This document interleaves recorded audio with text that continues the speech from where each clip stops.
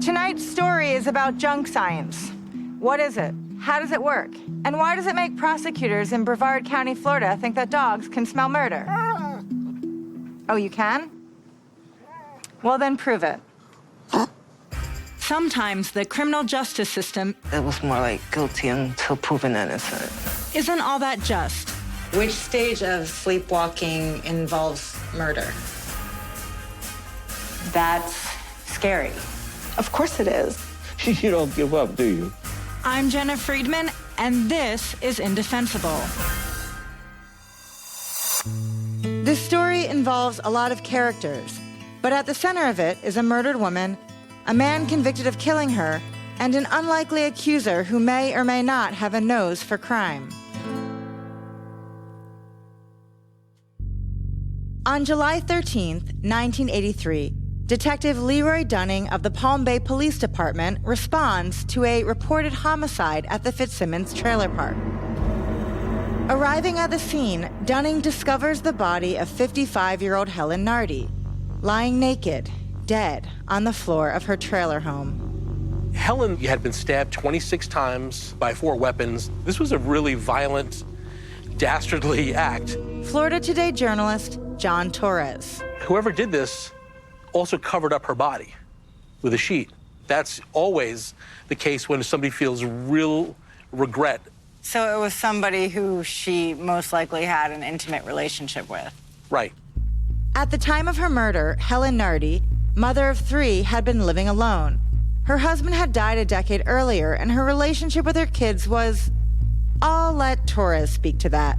Helen had lost 2 of her children to the state because she had been selling them for, like, sexual favors in exchange for rent.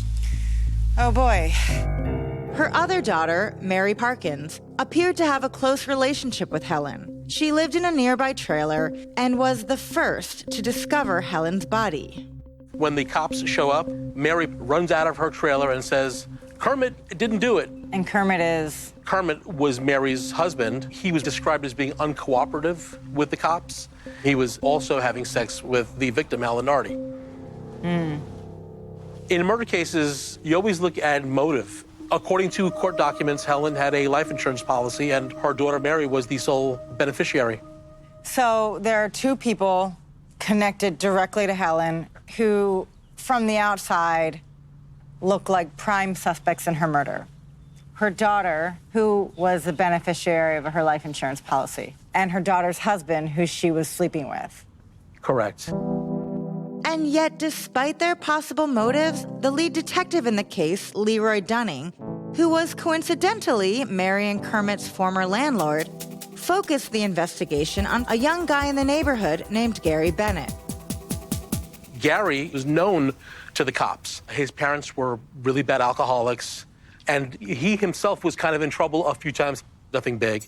Gary's reputation as a troubled outcast is enough to raise suspicion, and the police begin to build a case against him. The only evidence that the state has on Gary Bennett is half of a palm print belonging to him found inside Helen Nardy's trailer. Were there other fingerprints found at the scene? There were 10 other sets of unidentifiable fingerprints in Helen's bedroom. So Gary is asked if he would submit to a rape test kit, which he does. He passes it. His pubic hairs don't match the pubes on Helen's body that were not hers. How do you test pubes before DNA evidence? They would examine the color and whether it was curly or straight. Okay, I'm sorry. To learn more, I spoke with Gary Bennett's niece, Rebecca Gaston. I honestly think the detective in the case found him as an easy target. My uncle was in his early 20s. He didn't have a job, mostly because he's epileptic.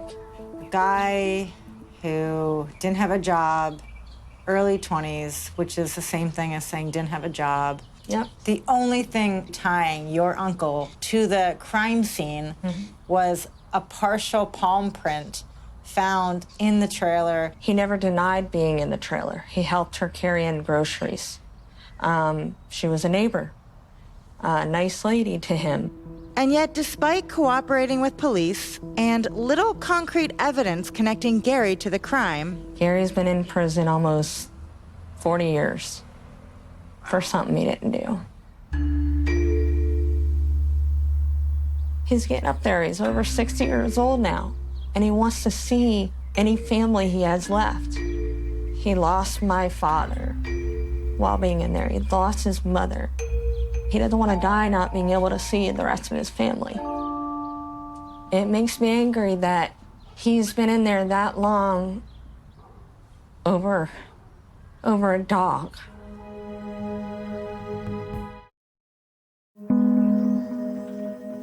In July of 1983, Gary Bennett is arrested for the murder of Helen Nardy. Initially, the only evidence connecting Gary to the murder is a partial palm print found in Helen Nardy's trailer. The cops go to the state attorney's office with what they have. Prosecutor John Dean Moxley, who was later a judge, said that's not enough, but we can get there. To get there, the Brevard County Prosecutor's Office, led by John Dean Moxley, brings in a dog handler named John Preston. I think dogs can do a lot of things that people at the outset say they can't do and they don't try. And Mr. Preston has tried it. But can dogs actually solve crimes? His dogs have been called super dogs. In over 17 states, law officers and district attorneys have used them to crack tough cases. To the best of your knowledge, have you ever been wrong? To my knowledge, no, I don't feel I've ever been wrong. And the prosecutors in Bennett's trial agreed. Brevard Assistant State Attorney Chris White said that after sniffing some of his clothes, a trained tracking dog linked Bennett to the ice pick handle, a knife handle, and the scissors. Quote, the dog alerted on the defendant's scent. It's a fingerprint. Jury of 6 men and 6 women deliberated more than 7 hours and found him guilty. The dog handler's testimony seals the deal, and Gary Bennett is sentenced to life in prison for the murder of Helen Nardy. So how exactly were Preston's dogs able to indict Gary Bennett anyway? Paul Castellero, Gary Bennett's appeals attorney. Gary was railroaded by a prosecutor that didn't really care other than getting a conviction. He had a lawyer that got appointed, 6 weeks before the trial. He was just winging it. How common is dog scent evidence used to convict? I've never heard of it before, other than Preston and his cases. They'll use dog scent evidence, sometimes as an investigative kind of tool, and that's it. What does a dog scent evidence lineup look like? So they take the murder weapon, and then they buy replicas of that, and they lay them out on the ground. And they did the same with the murder weapon scissors. Then they get the dog. What did the dog look like? I have no idea what the dog looked like. So the dog could look like a Chihuahua, for all you. I believe it was, German Shepherds. Maybe a Chihuahua. Maybe it was a Chihuahua. So they get Gary's clothing, and they have the dog smell it, right? Do you remember the name of the dog? One was Harass 2, and the other one, I think it was Bar. And Bar was apparently a replacement dog for Harass 2 because Harass 2 peed over all the evidence. What? The dog peed on all the evidence. Is it common? For the dogs to pee on evidence? No. Then they parade the dog in front of the one murder weapon and the replicas, and he just so happens to be able to pick out the murder weapon. Juries give prosecutors a lot of respect. And this guy standing before the jury and telling the jury that the dog is like a fingerprint. Generally, when you use scientific evidence, you got to prove that the methods, create an accurate result. Sure, but if it's admitted into a courtroom, it's got to be real science, right? There are a lot of discredited forensic techniques out there. Polygraphs and bite marks and hair comparison. Feline thermal reactions. Feline thermal reactions. I haven't heard of that. No, I just made that one up. Sorry. Right.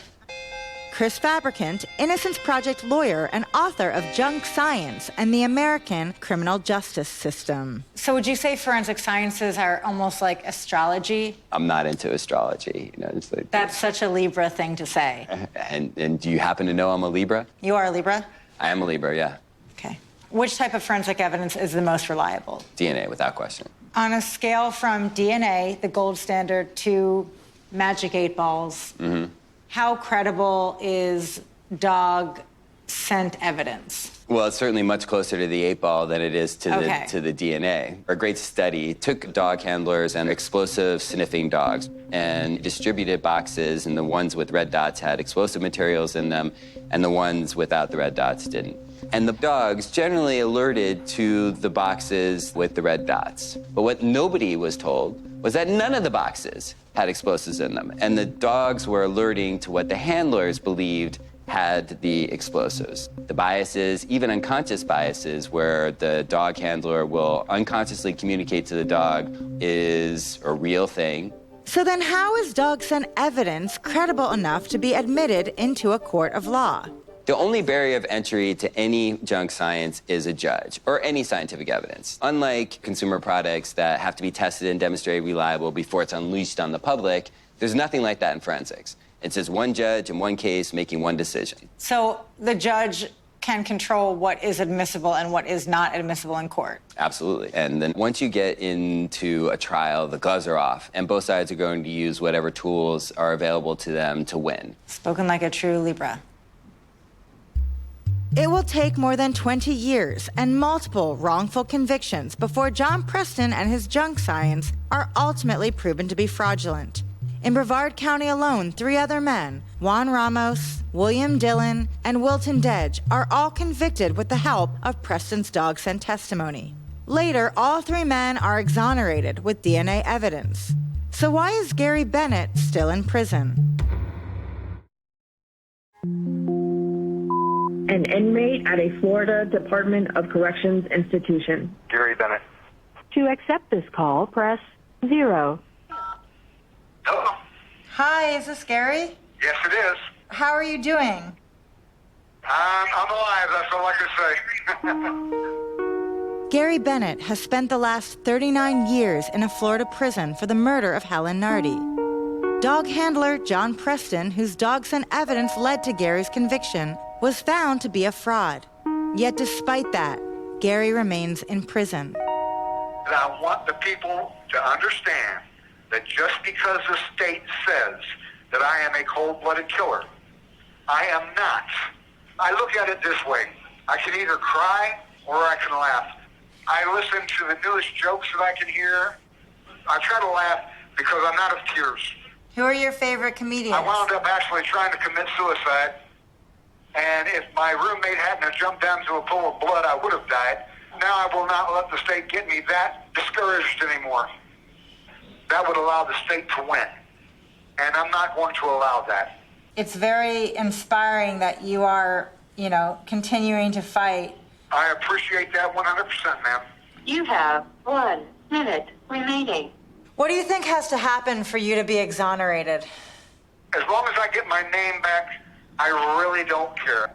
All I have ever asked for is a fair trial. And that seems to be an impossibility here in Florida, especially in Brevard County. So why hasn't Gary Bennett been able to get a fair trial? When I was handling the case, I got access to the prosecutor's file. In the prosecutor's file was a memo basically saying the dog test that served as the basis to arrest Gary was fraudulent. But unlike others convicted with the help of Preston's testimony, Gary's case was missing the one thing that might be able to exonerate him. Did Gary's case have DNA evidence? No, it did not. It was really heartbreaking. Without DNA to exonerate him, what hope does Gary Bennett have at getting out of prison now? His only hope would be if the Brevard County Prosecutor's Office suddenly got a little case of caring about justice. Are you joking? No.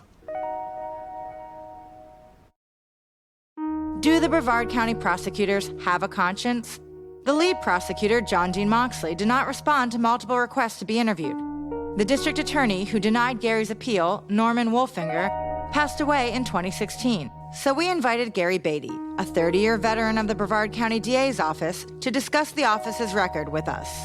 Beatty joined the DA's office after Bennett's conviction. And while he never worked on Bennett's case, he did work in the office during the time Bennett was filing for an appeal, before eventually retiring in 2017. The case of Gary Bennett. Are you familiar with that case? Somewhat. Do you have any thoughts on it? He's guilty. Because? Because the evidence proves he's guilty. And what was the evidence? The real, most incriminating evidence was his palm print. Have you ever convicted someone in Brevard County just with a fingerprint? I've had convictions for murder in which fingerprints were a very prominent part of the evidence. But not the only part of the evidence. Well, it's not the only evidence in Bennett either. What was the other evidence? I'm not familiar enough with that case to be able to speak authoritatively. But I do know this. No prosecutor in his right mind would go to trial if the only piece of evidence he has is one partial palm print. Okay. So there was other evidence, and obviously convinced the jury. Beatty is right. There was other evidence, mostly the testimony of John Preston and his alleged crime-sniffing dogs. Okay, let's address that dog issue right now. There was a dog involved in a number of cases in the early 80s that was a complete fraud. And when Norm came into office, he absolutely forbade any case to come into our office in which that dog was involved. What about cases where the dog had been involved and the person was convicted in connection with that dog evidence? But you don't convict somebody of murder on dog scent evidence. Coupled with a palm print. You don't. One of the things jurors are told is this. They're told at the beginning of a trial not to make any decisions about their verdict until they've heard all of the evidence, collectively, all of the evidence in toto. In toto the dog? No, in total. Okay. If people were saying, hey, this guy's a quack, would you use that evidence? It would depend. The fraud was not in the dog. No. The fraud was in the handler. And the handler was brought in to Brevard County to testify. By someone. Someone. Is that person at fault? See, and this is what the media does too often. So what do I say instead? They're always looking for a villain. Teach me. Okay. What do I say instead? Mistakes were made. Mistakes were made. By whom, though, that's never clear. Ever. As Napoleon said, never ascribe malice to anything that can be adequately explained by incompetence. And that's something I believe in. Is that also the motto of the Brevard County Prosecutor's Office? Never has been. Do you think that somebody who had evidence presented that was later determined faulty should be retried in a court of law? How do you know it was faulty? Because 3 other cases with that evidence were overturned. But that doesn't mean it was wrong this time. No court, to this point, has said that there is a sufficient doubt about the validity of the verdict to grant him a new trial. Is that a reflection of Gary or of the courts? It's a reflection of how our system works. And how it possibly doesn't work, because 3 men who were convicted were found to later be not guilty. Yes, the system worked. It worked because they eventually were freed. So you trust that the system always works? I trust that the system eventually always works, yes. If a court has doubts about the validity of his verdict, then they will grant him a new trial. So you have a very free market view of courts. No, I believe in the system. The system will correct itself? Yes, because it inevitably does. 100% of the time? Yes. Anybody can make any claim they want. Anybody can. It's like anybody we are can seeing sue. that now. It's like anybody can sue anybody for anything they want. Is that a threat? No. Okay, we're done. We're done.